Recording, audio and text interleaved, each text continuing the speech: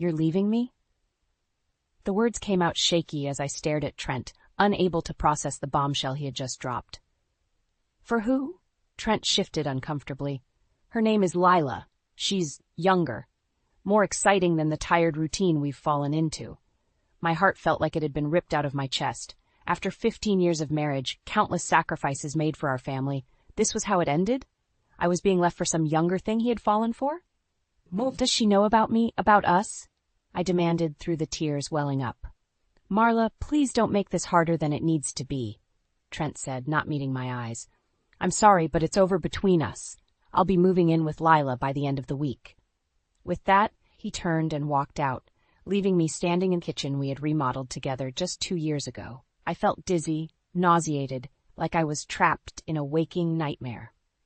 The fallout was brutal over the next few days. Despite Trent's pleas to keep things private, word quickly spread through our social circles about his affair. I became the subject of pity and judgment from so-called friends. How could you not have seen the signs? He's just going through a midlife crisis. Maybe if you had kept yourself up better. The comments and whispers chipped away at my self-worth. I had given up so much for that ingrate, my career, my hobbies, my independence, all to be a devoted wife and mother to our teenage son. And this was how it ended, with me as the punchline to a sordid joke? No, I wouldn't accept that. Summoning what little resilience I had left, I dusted off my old passion, cooking. It had been my dream since I was a little girl to open a cafe, serving up home-style comfort food. While raising a family, I had let that aspiration fade away into the periphery. But not anymore. I may have lost my husband, but I wasn't going to lose myself in the process. Within a matter of weeks, I had tracked down an available property in town and begun renovating it into a cozy cafe space. My childhood friend Danny, one of the few who stood by me through the heartbreak, invested his savings to become my business partner. You sure about this, Marla? He asked one afternoon as we prepped the kitchen. Trent did a number on you. You don't need to prove anything. I shot him a determined look as I kneaded the dough. That's exactly why I need to do this, Danny. Trent doesn't get to dictate the terms anymore. This cafe is about taking control of my life again. I slapped the dough down with emphasis. He wants younger and more exciting? I'll show him exciting. Danny must have seen the fire in my eyes because he simply nodded in understanding. This cafe was more than just a business venture. It was my declaration of independence, my way of rising from the ashes of betrayal. On opening day, I showcased my talents with a menu featuring all my specialties: chicken pot pies with buttermilk biscuit crusts, thick sliced homemade bread pudding, and of course, my famous double fudge brownies. As the morning crowd began trickling in, I couldn't help but smile to myself. This was just the start of my reinvention. If Trent and his mistress thought they could take me down, they had another thing coming. The real Marla was just getting warmed up. The grand opening of Marla's Cafe was a smashing success. From the moment we opened the doors, a steady stream of customers poured in, eager to sample my home-cooked specialties. This chicken pot pie is to die for, gushed Mrs. Robertson, a sweet elderly woman who quickly became one of my regulars. You've got to share the recipe with me, dear. I smiled politely. Secret family recipe, I'm afraid, but I'd be happy to bake an extra one for you next time. Across the diner, Danny was a whirlwind of motion, refilling drinks and clearing plates with the efficiency of a veteran server. Despite my initial hesitation over going into business with my oldest friend, he had proven himself an invaluable partner. His investment and tireless work made launching the cafe possible. As the lunch rush finally died down, Danny plopped down on the stool beside me at the counter. Who would have thought this place would be such a hit right out of the gates? I shot him a look. Please, like you had any doubts. This is Comfort City. The people here are starving for some good, hearty home cooking. Danny shrugged half-heartedly. I don't know. After everything with Trent and his little home wrecker, I worried this was too big a risk for your emotional state. The mere mention of Trent's name reopened the old wound. I gritted my teeth, hands clenching into fists beneath the counter. You mean after he took everything and left me with nothing? A few nearby patrons looked over at my raised voice, but I didn't care. I was done putting on a brave face, pretending it didn't still cut me to the core. Danny at least deserved to see the truth. "He didn't just abandon me, Danny," I said, seething. "He took my dreams, my sense of identity, everything I had given up to support his career and put him first. 15 years of sacrifices, and what thanks did I get? Traded in for some young tramp who caught his wandering eye." Danny put a comforting hand on my arm, but I shrugged it off, standing up abruptly. "Well, I'll be damned if I let that bastard take one more thing from me. He wants to treat me like yesterday's garbage? Fine, but he's going to choke on the taste of how wrong he was about me." With that, I stormed into the kitchen, pulling the first rack of fresh bread from the oven. I viciously began slicing it, each slice a satisfying thwack against Trent's smug, unfaithful face. The yeasty scent of baked dough filled the air as I envisioned shoving handful after handful down his lying throat until he choked. I was so wrapped up in my fuming fantasy that I didn't hear the front door open. It wasn't until an all-too-familiar voice cut through my rage that I realized I had an audience. Well, if it isn't the little wifey who decided to play restaurant. I spun around to see Trent leaning against the counter, his infuriatingly casual posture grating every last nerve. Beside him stood a knockout blonde, easily 15 years my junior, his new plaything, no doubt. "Get out of my cafe," I snarled, hurling a bread slice directly at his smirking face. It struck with a satisfying thwop, bouncing off his nose. Trent didn't even flinch, laughing it off as he brushed a few crumbs from his shirt. "Is that any way to treat a paying customer, Pumpkin? We're just here to sample the sad little morning after special." That mocking sneer, the belittling tone, it was all I could do not to leap across the counter and claw his eyes out right there. How dare he come into my place, my establishment, and try to make me feel small? "Danny, get these pieces of shit out of my cafe," I growled. The altercation with Trent and his trollop left me shaken for days afterwards.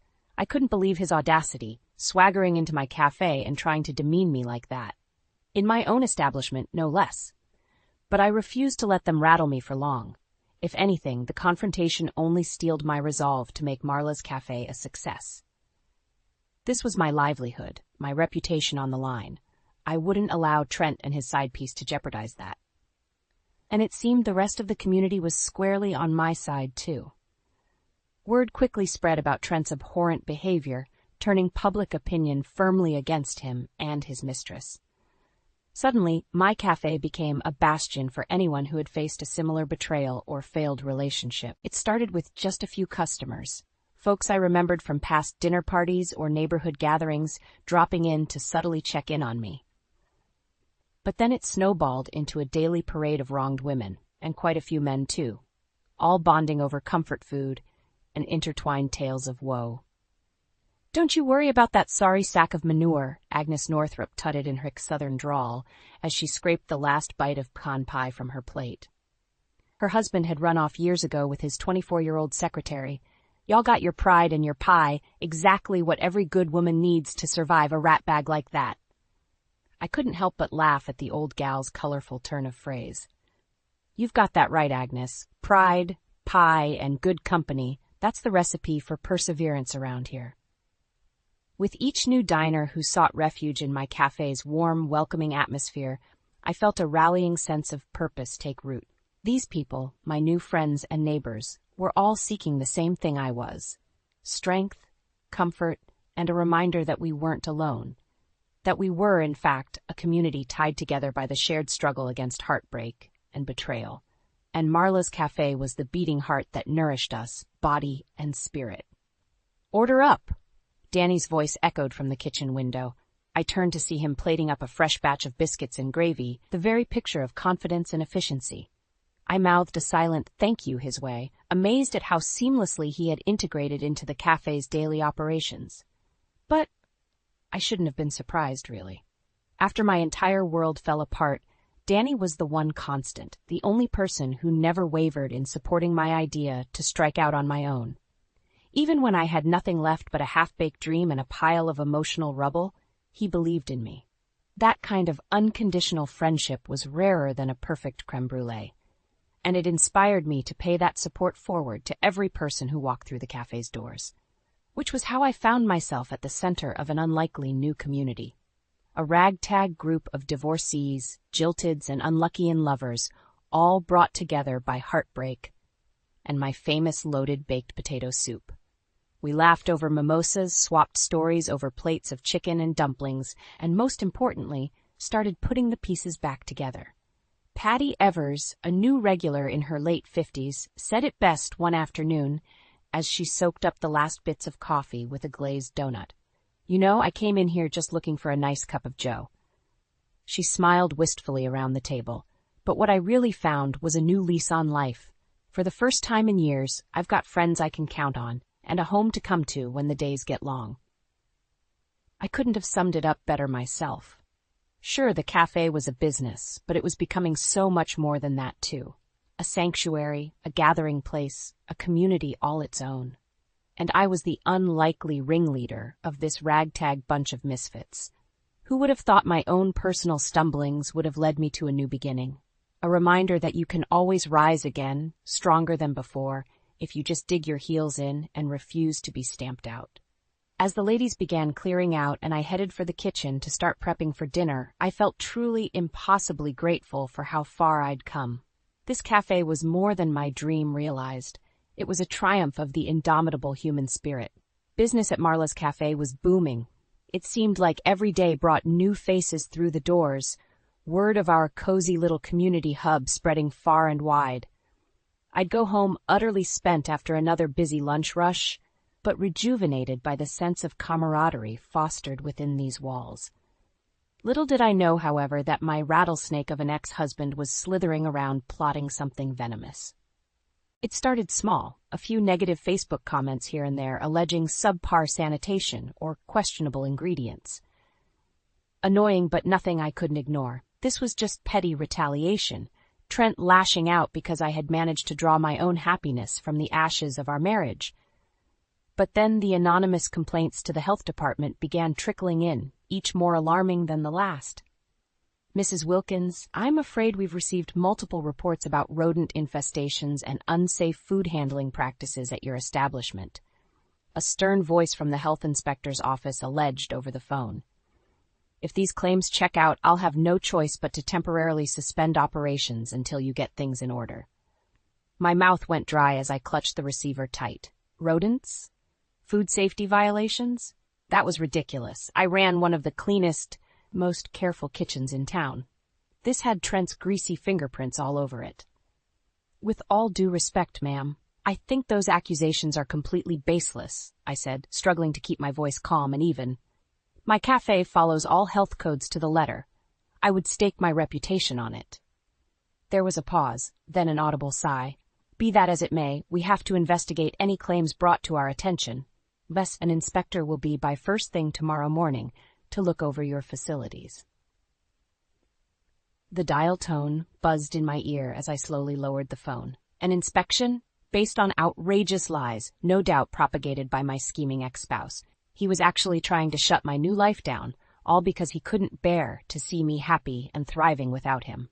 I slumped against the counter, struggling against the tidal wave of emotion, anger, sadness, indignation, all swirling together into one overpowering torrent. Just when I thought I'd righted the ship, rescued my independence from the wreckage of our imploded marriage, Trent appeared determined to try and capsize me all over again. Well, this time, I vowed as I gripped the countertop until my knuckles turned white, I wouldn't go down without a fight.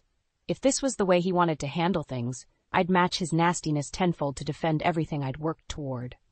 The opening bell jingled, jolted me back to the present. I looked up to see Danny striding purposefully toward me, polishing a glass with a dish rag as was his usual morning routine. "All right, let's hear the special so I can—" "Marla? You okay?" His brow furrowed with concern as he took in my shell-shocked expression. "Did something happen?" Slowly, I recounted the disturbing phone call from the health inspector. The insidious anonymous claims clearly meant to sabotage the cafe's reputation. As Danny listened, his expression morphed from confusion to outright disgust. "That slimy, underhanded weasel," he snarled once I'd finished, slamming the glass down with such vehemence it nearly shattered. "After everything Trent put you through, now he's trying to take away your business too? Screw that guy!" He placed a reassuring hand on my shoulder, Don't worry, sis. We're not going to let that scumbag knock over all your hard work, you hear? If that rat licker wants to play dirty, we'll show him just how down and dirty we can get, too.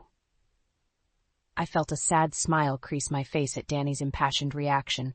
For so long, I had to weather the storm of Trent's betrayal alone, keeping a brave face while the rest of the world gossiped and speculated. But here was Danny, as stalwartly in my corner as the day we'd opened, ready to defend our shared dream to the last.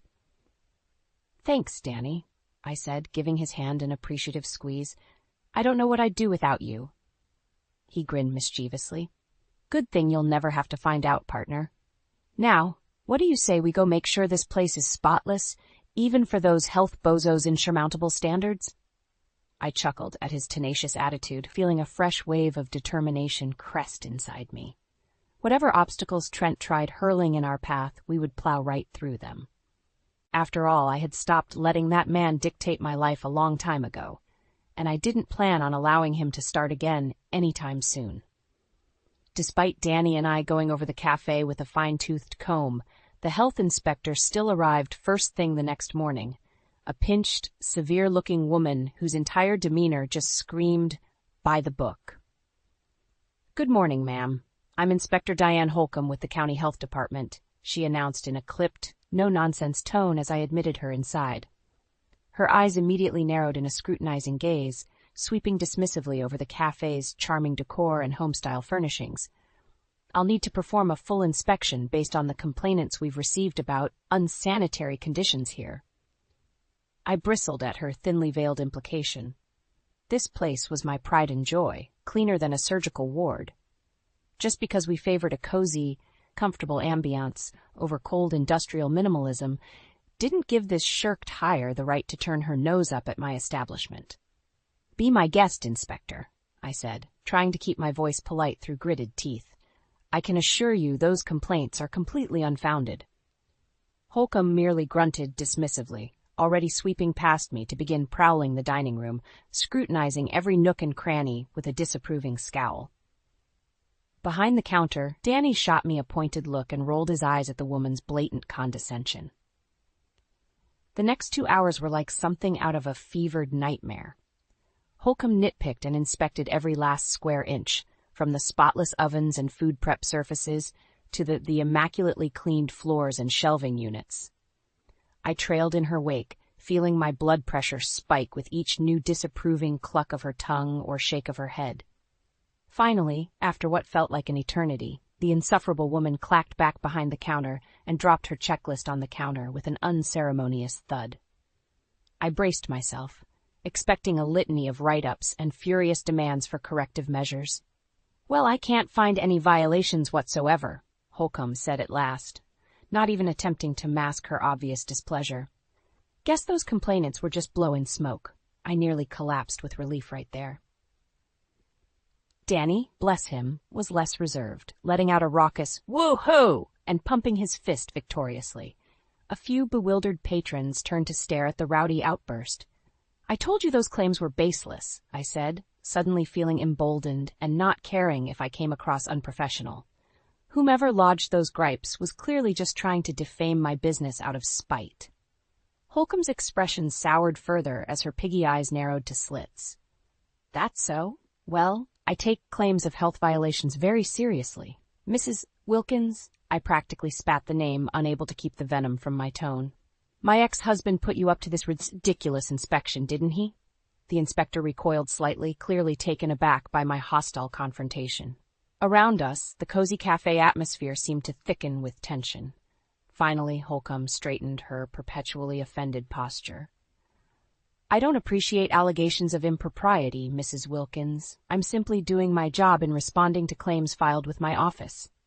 "Oh, save the bureaucratic double talk," I scoffed, planting my hands squarely on my hips. "We both know those claims were just a bunch of falsehoods concocted by my spiteful ex as an intimidation tactic." At this, a hush fell over the cafe. All eyes turned expectantly toward the petty civil servant. Realizing she was surrounded, Holcomb flushed a deep crimson, though whether from embarrassment or indignation was unclear. "Look, I don't care about your personal drama, lady," she spat, suddenly looking very much like she wanted to crawl into a hole and disappear. All I can advise is documenting any unstable behavior from this EX and pursuing legal avenues for protection if needed. With that mortifying final salvo, the health inspector beat a hasty retreat, nearly sprinting out the front door without a backwards glance. The unbearable tension then shattered like a broken spell, and the cafe erupted in cheers and applause. "You tell her, Marla. Give that worm-bitten punk what he deserves." I felt a sudden, overwhelming sense of community, of shared purpose and unbreakable solidarity. These people, my fellow divorcees and broken-hearted brethren, had my back. No questions asked, no hesitation. And at the eye of that powerful storm of support, I found myself even more determined than before. Trent wanted a war? He was going to get one, and there was no way in hell's half-acre I'd be backing down now. In the days following the disastrous health inspection, an uneasy calm settled over Marla's cafe. Trent had clearly taken a swing and missed with his sad attempt at sabotage. But I couldn't shake the feeling that he was simply regrouping, plotting out his next underhanded tactic to try and undermine my success. I should have known that worm wouldn't stay slithered under his rock for long. It was a Wednesday morning, just after the breakfast rush had cleared out. I was in the back prepping for lunch service when Danny came bursting through the kitchen doors, eyes wild and chest heaving like he'd just run a marathon. "Marla, you're not going to believe this," he sputtered breathlessly, thrusting his phone in my face. On the screen was a Facebook post, complete with video, that made my blood run cold. "Disgusting health violations at Marla's cafe. Rat feces found in kitchen and putrid, spoiled ingredients used. Do not eat here unless you want to get sick." The accompanying video showed a shaky, poor-quality recording inside what looked like our kitchen storage area. Panning slowly, it displayed grimy floors, a small patch of droppings in the corner, and weathered produce that had clearly been staged for dramatic effect. Where? How did they get access to the kitchen? I seethed, snatching Danny's phone to scrutinize the damning footage closer. "I'd bet every penny in the register that Ratfink Trent is behind this," Danny growled, slamming his fist on the prep table. "He must have snuck back here after hours to try and manufacture some fake evidence." Made sense. Trent had always been a weaselly little con man, too underhanded to fight fair, always looking for shady shortcuts and loopholes to wriggle through. Smearing my business's reputation through edited video was just his MO. "This is bad, Danny," I mumbled, clicking through more comments on the rapidly going viral post. "Look at how many people are just eating this up as gospel truth." Sure enough, a cesspool of outrage and disgust filled the replies. "Oh my God, I let my kids eat there." I'm horrified. How is this health hazard of an establishment even allowed to operate? I knew there was something shady about that bitch Marla and her little pity party cafe. That last one caused me to do a double take. My fingers froze on the screen as I reread those hateful, mocking words over and over. There was no mistaking it. The commenter had to be referring to Trent's new squeeze, that Lila skank he had left me for. She was in on this too. Of course she was. Partner in crime to my rat bastard of an ex in every sense of the word. I felt a towering wave of rage crest over me, blotting out all other thoughts and emotions until a tsunami of pure, unbridled fury crashed over my consciousness. Those backstabbing charlatans thought they could destroy me, turn all the goodwill and support I had so painstaking built into a pile of ash through a few cheap parlor tricks? Well, they had another thing coming. "Danny, get the laptop and all the security camera footage you can find," I growled, shoving his phone back at him. "I don't care how long it takes. I want everything from the last week cataloged and organized for the police." "You got it, boss," Danny said grimly, sensing the severity of my tone. In the span of just a few minutes, something had shifted fundamentally inside me. Gone was the fragile emotional vulnerability, the apprehension of going toe-to-toe with my devious ex. This was war now, and I was done playing nice. Over the next several hours, Danny and I pored over every second of security tape from various angles around the cafe, both inside and out. Sure enough, we were able to clearly identify Trent and his mistress Lila sneaking in through the back entrance late one night, armed with props to stage their sham exposure video. I felt disgusted watching the two degenerates gleefully sow their path of destruction, scattering old onions and moldy potatoes, knocking over shelves to create disarray, even going so far as to deposit droppings clearly smuggled in to create the appearance of an infestation. But feeling my rage boiling over, I also felt a dark sense of vindication fall over me as I gathered up the damning evidence to present to the authorities. Those two scumbags had made their last underhanded move. From here on out, they would face the full consequences of their actions. I wouldn't rest until every last ounce of treachery had been repaid in kind. Justice, however ugly, would be served. Armed with the incontrovertible evidence of Trent and Lila's misdeeds, I immediately filed a report with the local police. Within hours, the dynamic dirtbag duo found themselves under investigation for burglary, defamation, and a laundry list of other charges. But I didn't stop there.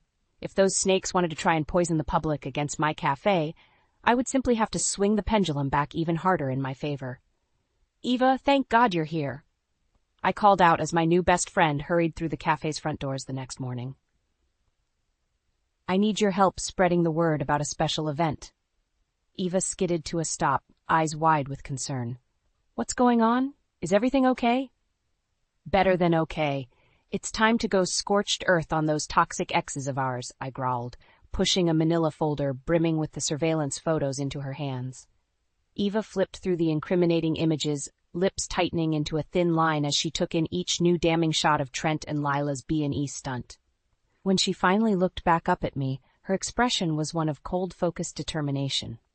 "What did you have in mind?" Over the next few days, Eva and I went into overdrive promoting an open house and fundraising event at the cafe. We plastered flyers all over town, reserved a prime street for an outdoor dining area, and secured sponsorships from local businesses looking to be part of the community outreach. All the while, our efforts were buoyed by the very public revelation that Trent and Lila were under criminal investigation for their pathetic smear campaign against me. The overwhelmingly negative court of public opinion swung back in my favor like a wrecking ball. The day of the big event arrived, and I have to admit, even I was stunned by the overwhelming turnout. It seemed like the entire town crammed into the cafe and extended patio area, eager to show their solidarity and financial support. I worked the crowd tirelessly, warmly greeting everyone from frail Mrs. Hendrickson to the snooty Pemberton couples who previously would have viewed my establishment as too lowbrow for their delicate sensibilities. But today they were all united as one, a tremendous coalition here to champion the businesswoman wronged by her cold-blooded ex and his harlot. "Thank you all for coming out and supporting a fabulous local eatery," I proclaimed from my makeshift stage, basking in the energizing roar of applause and cheers. As you all know, my ex-husband Trent and his companion tried to spread vicious lies about the safety and integrity of this cafe.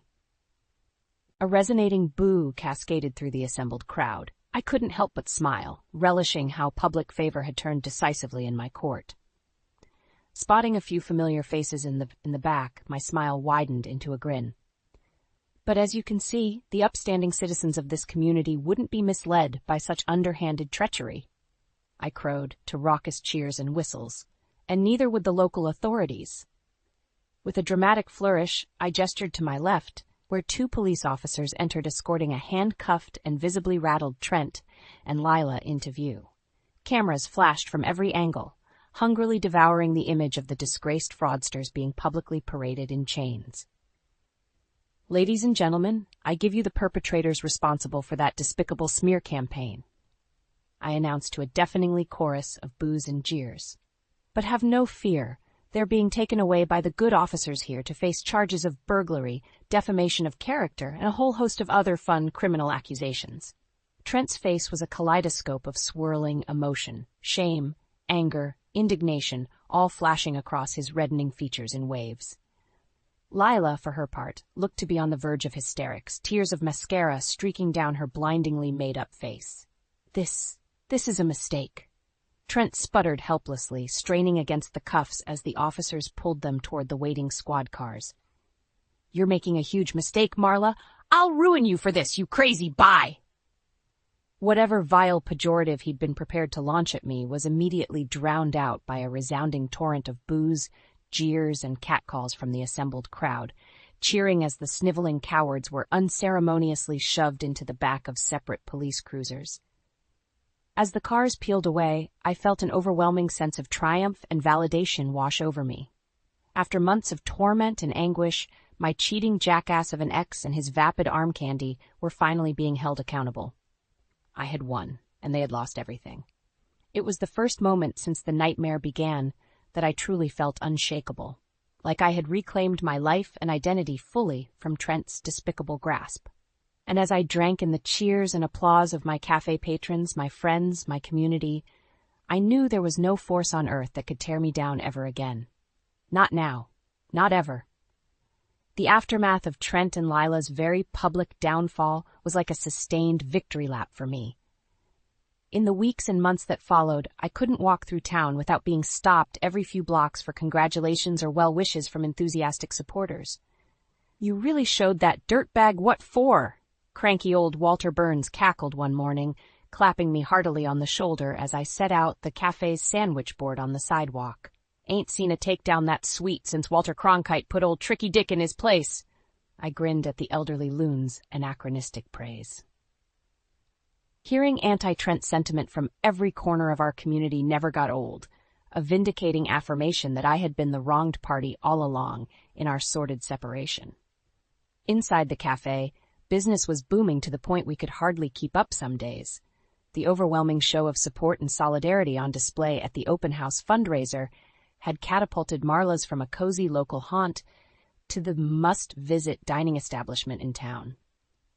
"Orders up, triple stack of pancakes with extra butter and maple syrup," Danny called out, sliding a heaping plate across the pass-through to me. I expertly scooped it up for delivery to the steadily growing crowd of hungry patrons along the counter. "Mornin', Marla. Here's to seeing more of those sleazeballs getting their just desserts." Thomas Landry, my favorite gastroenterologist regular, called out with a wink. He wore an impish grin as he gestured toward the morning news playing on the TV overhead. On the screen was none other than Trent himself, looking pale and despondent as he was perp-walked by officers out of the county courthouse. The chyron below dutifully listed the numerous charges he'd been convicted of: burglary, criminal trespassing, filing a false police report, and defamation among them. I felt a petty sense of glee watching him slump into the squad car, head in his hands. "Well, I'll be," I muttered, shaking my head at his pathetic unraveling. After everything he'd put me through, it was almost hard to derive any satisfaction from seeing him so thoroughly disgraced and ruined. Almost. "Should have thought twice before trying to take down this tough cookie," Eva chimed in, squeezing my arm affectionately as she slid onto a stool in front of me. My best friend never missed an opportunity to revel in my regained life and renewed self-confidence. "Got that right. I shudder to think where I'd be right now if you all hadn't helped me get my groove back," I said quietly, giving Eva's hand an appreciative pat. Danny suddenly reappeared with a fresh pot of coffee, topping up my mug and those of the other patrons clustered nearby. "Are you kidding?" he scoffed. "You're the one who picked yourself up off the canvas, sis. We just kept you stocked with biscuits and caffeine." A lilting murmur of laughter echoed from our little corner of the cafe. This was my community now, the unshakable backbone that had seen me through my darkest days. A band of brothers and sisters, bound by our shared refusal to be broken by the trauma life had thrown our way. Warriors, every single one of us, just trying to make our way in this crazy world with pride and resilience intact. The TV changed scenes then, displaying new courtroom footage of a visibly distraught and bedraggled Lila being formally sentenced for her role in the crimes against me. The once glossy blonde was a shadow of her formerly sultry self, eyes hollow and hair lank as she was read her punishment, 18 months in county jail plus a hefty fine and community service order. I watched the proceedings impassively, all the venom and bile I'd once felt toward Trent's ill-fated mistress slowly melting away to be replaced by a profound sense of pity? Emptiness? Whatever vacuous force drove these two irredeemable clouts to their sordid actions, I now saw it for the toxic miasma it truly was. Vengeance and payback had been my bread and butter for so long, driving me to fight tooth and nail just to reclaim the dignity and identity they had tried so viciously to strip away. But now that the curtain had fallen on their pathetic show, I just felt free, liberated from the chains of their torment once and for all. "Well, that's that then, yeah?" Eva said with a small smile, giving my hand one last friendly squeeze. "Time to put all that ugliness behind us for good, Marla. We got better things to focus on, like getting this place ready for the lunch crowd." As the usual lunchtime commotion began to swell around us, I felt the familiar rush of adrenaline that always preceded the midday crunch. My people needed me, just as I had once so desperately needed them to raise me up from the ashes. With a contented sigh and a warm smile, I tied on my apron and strode forward into the organized chaos, ready to nurture my community in the way only I knew how.